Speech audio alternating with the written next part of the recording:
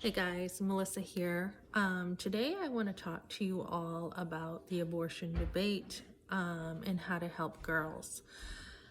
I'm on like different social media and I'm usually leaving comments on the pro-life movement debate and the pro-choice debate.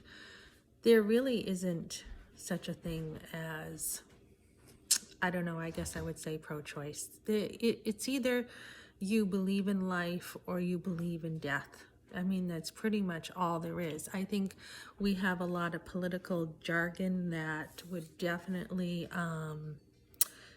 cover up what we're really talking about. A lot of the language is very deceitful. I mean, this is a ministry where you're trying to help girls and you're dealing with a lot of language that just is not telling the truth. And it's a real discernment ministry when you're trying to help others come out of what they are currently believing for whatever reason.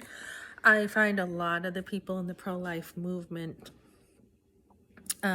are women who have had abortions, and in the pro-choice, movement have had abortions, and they are very defensive. They just are so defensive about their choice, and nobody's going to tell them that they were wrong.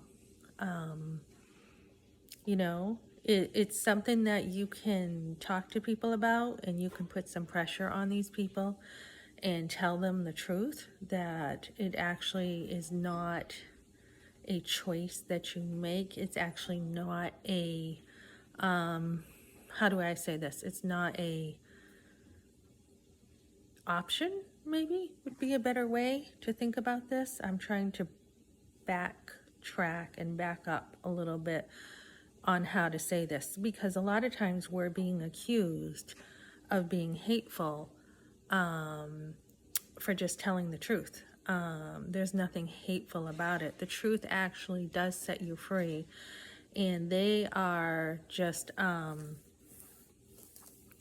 saying that the pro-choice wording is their choice. I mean, you definitely can choose to kill and murder or choose not to. But what is behind the pro-choice movement is, I do not want to have kids. Therefore, I'm going to find a way to get out of this situation. I'm pregnant.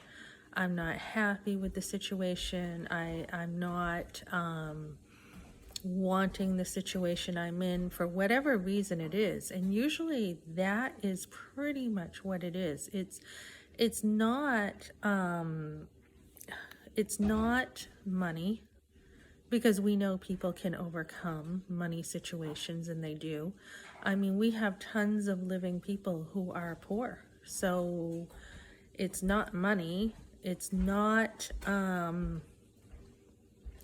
a lack of medical care, because we have so much medical care that you can get for very low cost. Medicaid is one of those things you can sign up for. It's not a lack of help, because there are so many people out there who want children. I mean, they are willing to adopt. And a lot of the pro-lifers will use the argument, well, look at all the kids out there who are being neglected, or, they don't have a home.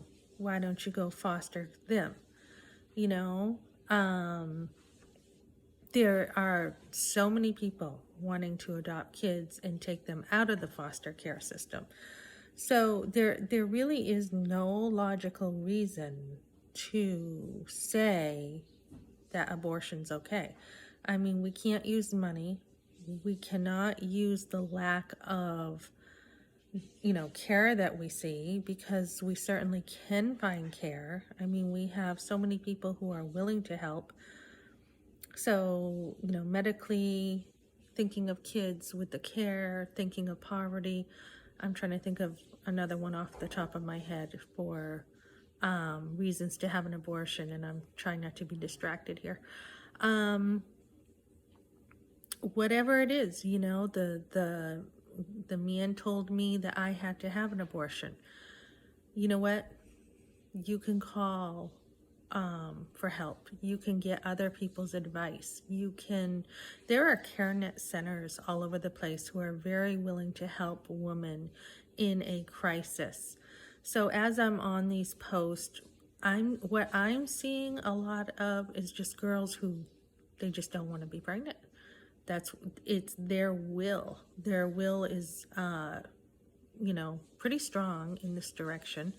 And I'm not saying that it's wrong to have a strong will. I mean, if you're directing it the right way, that's great. But they are very strong-willed with what they want, and nobody's going to tell them that, either they were wrong or that they can't have an abortion. And this is just ridiculous. I mean, there are solutions out there. So I'm just saying there really is no pro-choice argument, and we need to debate that and debunk it as pro-lifers. You're either on the side of sin, which is killing a baby, or you're on the side of doing what's right, where you are going to support life. And that's kind of what it boils down to. You're either killing someone or you're supporting life. And it doesn't matter. We can go back and forth with all this political stuff and all these reasonings to do this, but it doesn't matter. I mean, once you're pregnant, once you are pregnant with that child, that's it. That's the decision made. And even if the child, the pregnancy was an accident, you need to accept that it was an accident. And it doesn't mean abortion. It means, what are you going to do to solve this problem? That's what that means. It does not mean that it's the child's fault at all. It means there's a middle ground that we can put on the table to say, how do we solve issues? So looking forward to where I'm going to be serving. I'm looking at different aspects of the pro-life movement and trying to be used in the best way I can to help girls. Okay, thanks for joining me, guys.